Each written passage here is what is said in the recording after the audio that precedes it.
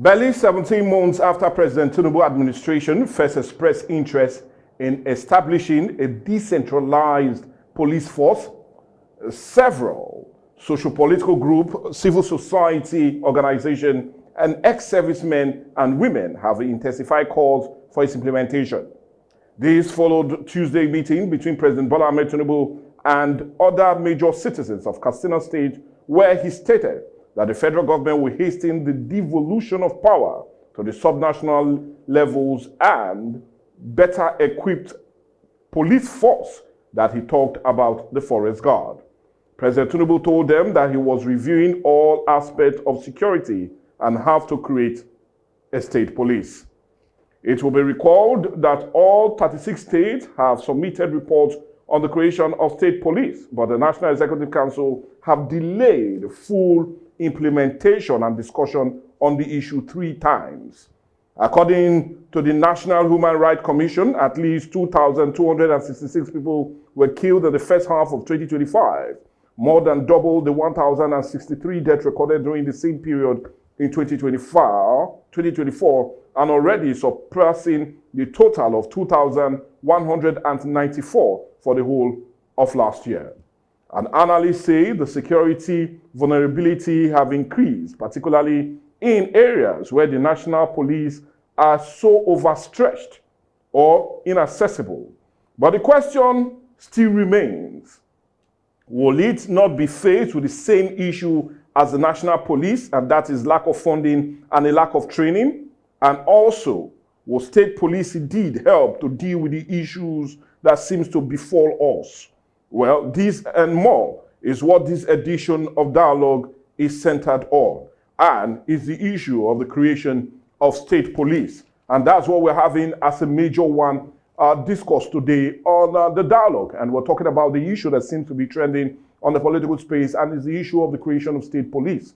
You could still remember just day before yesterday, the president emphasized that he's thinking about the need to create it and the need for us to talk about it.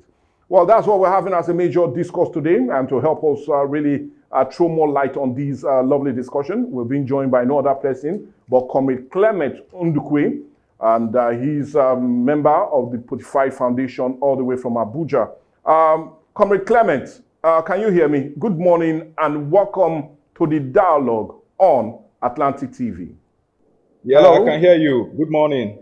Yeah, good morning, Comrade Clement. Yeah, good morning. Yes, it's nice to have you join us. So, thank you so much, my brother. Thank you. Yes, I'll just go straight to our discourse today, and we're talking about the issue of creation of state police. Now, there have been growing call for the creation of state police, especially after the report from the National Human Rights Commission, where it was stated that this year alone, we've lost about 2,266 persons, which far surpasses the same persons that were killed in the corresponding year of 2024, which was just in 1,063, and even surpasses the whole of persons that were killed last year, which amounted to just 2,194. So there's no surprise that this growing call seems to be loud coming from Nigerians because of the growing insecurity in the country. But irrespective of that, I'm a bit curious to know where you stand as it concerns the creation of state police. Do you support this move now being being put in the pipe by President Bola Ahmed Tinubu, or do you feel it's something that we do not need now and we're not ripe enough for it? Okay, yes, thank you very much. It's a privilege to answer on the issue of state police. The truth is that everything that has merit, we always have as governments that care for the people, that care for the government, that care and that also care for of the people. You have to take cognizance of the merit. Merits are more than the merit, and then which means, and in this case of state policing, I think we as a state, we are not ripe for it because there are a lot of demerits. If you agree, I don't think development, at least for the moment.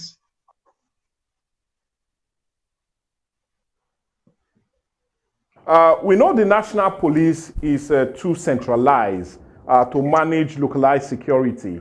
And this has indeed affected a whole lot as it concerns the creation of state police. But don't you feel it's about time we also think towards it, knowing that the national police has now been stretched too thin, and we're not having enough policing the people that naturally should be policed by the police? So my question, would this not be a very valid point for those that are in the argument that it's time we have the state police, knowing that the national police already stretched thin? I don't think the solution to the insecurities being experienced in this country calls for the state, the creation of a state police.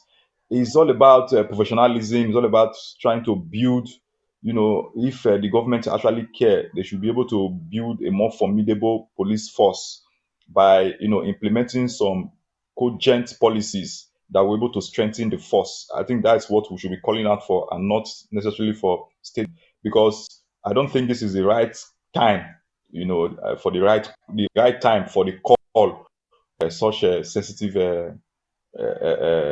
issue that has to do with like sensitive issue, that is state policing. And why I said so is because the tension in the country now is high. I mean, the political tension, and I don't think it is the right time, even though we may be due. With some school of thought have actually said that we are due for state policing, but I don't also think this is the right time to call for state policing. You talked about time. Now, looking at the time, is it not time that state executives, and we're talking about the governors, should handle the security architecture of their state holistically? Now, a very clear example is that of the Zamfara state governor, Ahmed, when he said he knows where these bandits terrorizing the states are, but he does not have the power over the security agencies to go after them.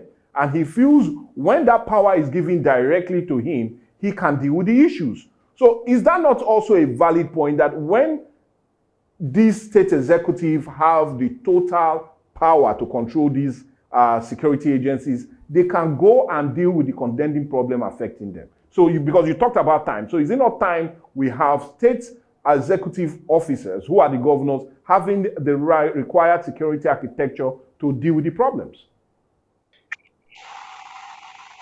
Nigeria as a state, we are due for state policing. Okay. But there are hiccups to it, what I call political bottlenecks to it. The time that we are calling for it now is a wrong time. We will need to tell ourselves the truth. That is, if we actually want this country to go forward. Because, the urgency at which this state police is now coming, we've not been able to exhaust, our, open this matter of state policing to public scrutiny, public hearing, public debate, to sample the opinions of stakeholders and all that. So I don't know what the hurry about it is about. You made reference to the Zamfara state, Zamfara state government or governor, talking about where bandits are. It is not the first time, a governor is saying such in the northern region about the banditry in his domain. Now, that is a pointer to the fact that there is insecurity in the country. And I don't think rushing to create state police is actually going to solve the insecurity problems we have in this country. What I think is that the police force is expected to be beefed up by virtue of, implementing some policies, installing some, instilling some level of professionalism into the Nigerian police force system. That is what I think. But like I told you when we were starting this program, I said the demerits are more than the merits. As it stands now in this country, the demerits of instituting a state police is more than the merits. Because we have seen where governments have taken a little power, governors take little power given to them, they usurp it, and they use it, as vendetta over their opposition. So that is my take about it. Okay, now, still looking at your take, you talked about the issue of governors misusing this creation of state police. But don't you also feel if there's enough legislative framework to help organize the state police, all of that excessive power that most people are scared that governors will use against the opposition will not be there? And the reason I'm asking this, remember, even before the coming of Nigeria independence, we had state police. They used to call them native police. We even had 3 police tier in the country, and the country was going well. We still had regional heads controlling things, and they were not using these powers against their perceived opposition. So don't you feel if there's a legislative framework to really organize the creation of this state police, all of that fear, all of that abuse being fueled by state governors will not be there? Let me just do a little summary. Okay. Now the abuse of the state governors in instituting this state police policy is just one of the other many challenges that we may be facing. There are other areas that we should be looking at, not just the potential, abuse of power. We'll talk about the inconsistency in policing. For example, we have different states with their varying, level of training, equipment, professionalism. It will vary. And then you now begin to hear word of this is Osun State Police Command, this is Osun State Police Command, this is Delta State Police Command, this is Abuja, this is Lagos. And then you see that it varies by virtue of capacity. Some states will have the capacity to have professional training. Some may not have the wherewithal. Some may not be able to afford, where funding comes in, afford, equipment, afford professional training, a lot of other things that follow. So funding is important. Some states may not have the financial resources to adequately fund and maintain a police force, leading to inefficiencies. So these are parts of the things to be looking at. We are looking at the risk of politicizing this situation. You can politicize it.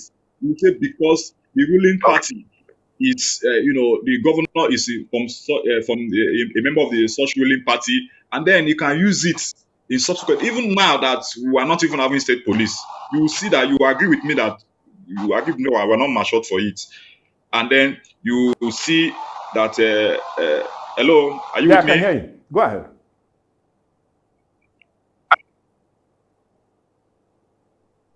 That is where you will now see that opposition political parties, will be suppressed the more. Even now that we are operating the centralized system of policing, you see that even the state governors, they're also usurping power. They're also trying to use it as a tool or, as a weapon against the opposition, suppressing them, and you see, this thing is going to worsen. So that is why I said initially that for such policy to come into play, firstly, you need to engage the stakeholders. There need to be a reorientation. What are the inputs? What are the merits? What are the demerits? You bring it up in a professional, to the, police force, and also to the populace, so that we will not abuse it. You're also talking about the legislative arm, having to, put in some policies in place to checkmate and all that. Well, I have to tell you, you have to be sincere to ourselves as Nigerians. You know that most of this state legislative arm of government are just, I'm sorry to say, appendages of the executive system, the executive arm. They are appendages. Majority of them, they are just rubber stamp. So what are we going to experience? Are you also going to experience the governor, buying them over, for them to do his bidding? You're not going to be worse under them. That is where the orientation calls for. So the urgency at which the federal government is going about this thing calls for questioning. That is my take on it. So there are a lot of lacunas, a lot of things that we need to, put in place, a lot of high that we need to dot, and a lot of things that we need to cross. Well, thank you so much. You have heard me, sir. Yes, we heard you loud and clear, and you're giving us what your fears are as it concerns the creation of state police. What are the hurdles we might likely experience as it concerns the creation of state police? We need to thank you so much. And we're talking about no other person but Comrade Clement Ndukwe.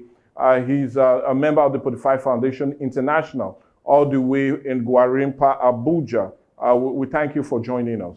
Well, that's more like the discussion we've set for today on the platform. I'm talking about dialogue. We're talking about the issue of the creation of state police, and that how has been having a loud demand, especially in recent times.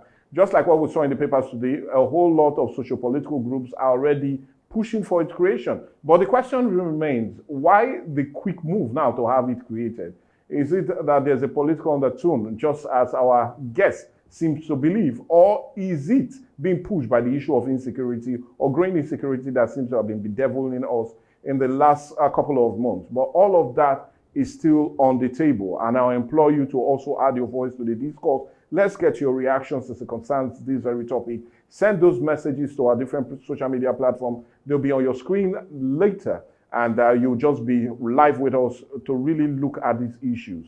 But anyway, that's the much you can have because of the issues of connection. And I'll just plead with you, or rather implore with you to still remain with Atlantic TV, because we still have more to come. But from me, Michael Gobadia, God willing, we'll have another awesome edition on Monday. But all the same, Baraka de Salah to our brothers. I'm talking to our Muslim brothers and sisters. Do have a nice day.